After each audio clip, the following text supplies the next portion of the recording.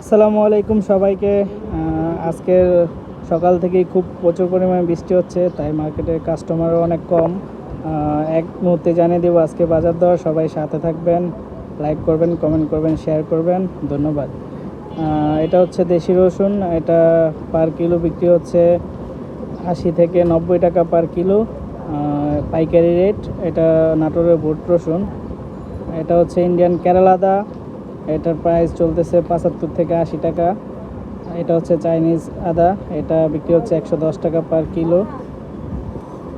এটা হচ্ছে চায়নার মধ্যে বেস্ট কোয়ালিটি চায়না আদা। এটা হচ্ছে পার কিলো 115 থেকে 20 টাকা। আর এটা হচ্ছে চাইনিজ জিরা আদা। এটা ফানা খুব ভালো হয়, টেকসই। এটা বিক্রি হচ্ছে 120 টাকা পার কিলো।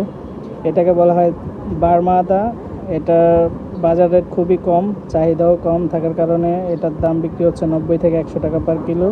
এটা হচ্ছে ইন্ডিয়ান কেরালা আদা, যেটাকে মাঠা আদা বলি আমরা।